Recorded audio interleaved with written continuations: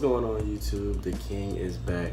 Finally, I finally got a new video coming out for y'all, and it's nothing really important, really big, really anything. I'm just gonna, I guess, talk a little bit about where I've been. I mean, it was the summertime. I've been gone for a long time. Y'all kind of probably didn't even give a fuck if we're being on it, but it was the summertime. I got myself in a couple situations. I was doing some things. I was working. I was in school. I was very busy.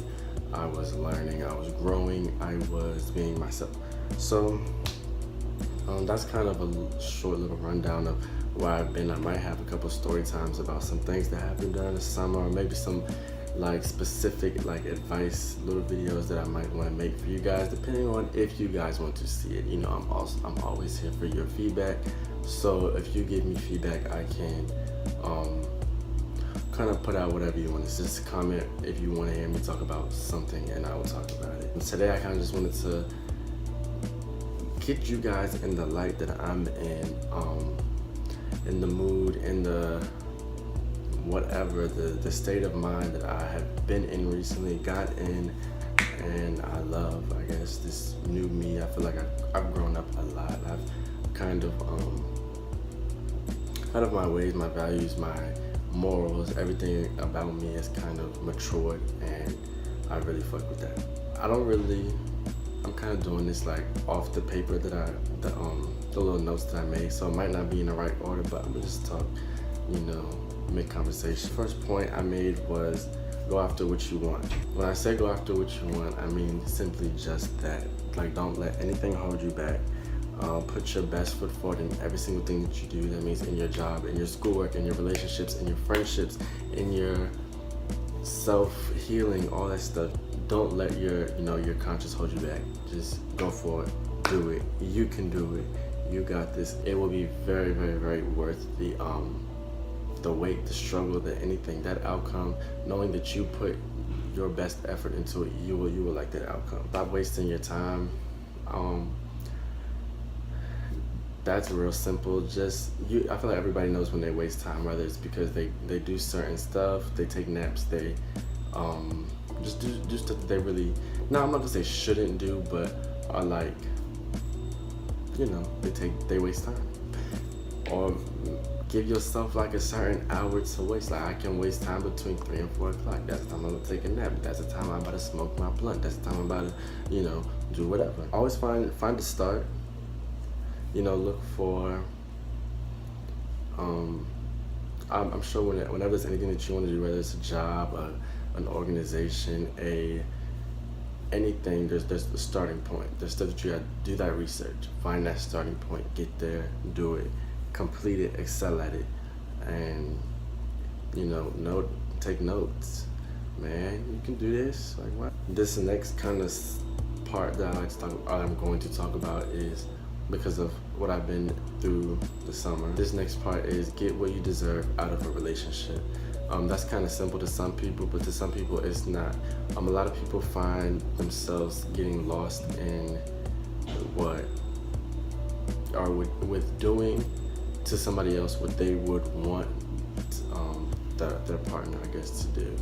And that's, you know, really expected. Like, a lot of people want their partner to be doing the same things that they would do, but it's not realistic. Everybody's different. Some people view things totally different. What is okay to you might not be okay to somebody else. What is, you know, that 50-50 to you might be a 25-75 to somebody else. You never know. Don't ever look to try to change no dude, no girl, no nothing.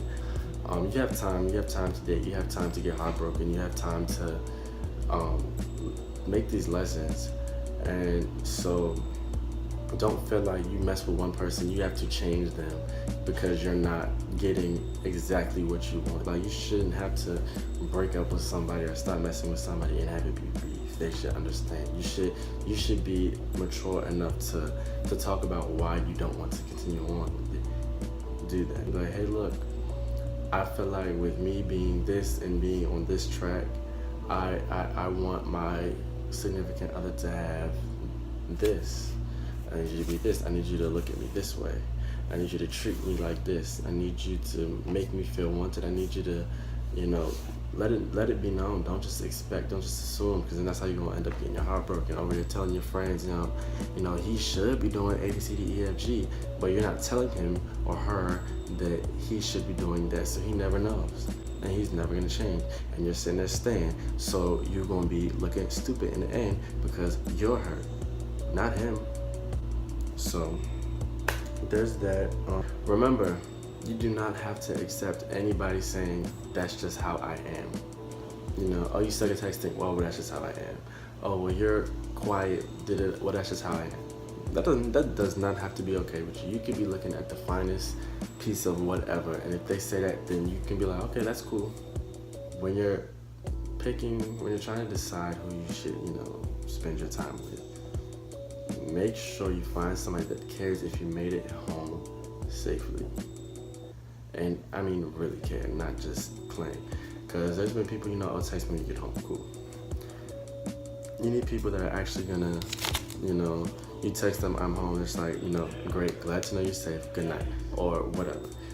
Actually care, not just you send them an I'm home text and they don't respond. Because they're just, all right, whatever, you good. Like, get people that actually care. When you say, hey, text me when you get home, look for people that are really gonna text you when they get home. Find somebody that encourages you to be a better person. I know you probably heard that a lot, but until you've seen it, you haven't really seen it. There'll be people that will support you, and that's one thing that's good as well. Your significant other should always support you. But when I think about somebody that encourages me to be a better person, I think about somebody who is making me take that risk and pushing me and showing me them doing good, and taking risks and doing whatever. And that's what encourages me. Seeing my significant other take risks and doing great and excelling, that's what encourages me.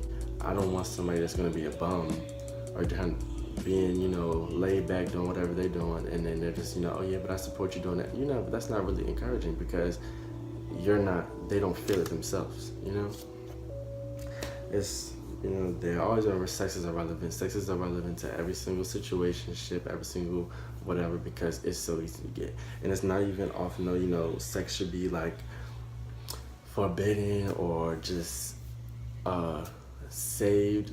Fuck all of that. Everybody knows what sex is. Sex is sex. It's just gonna be there regardless. And that's something you should talk about too. But hey, look, do you just want sex? Let me know.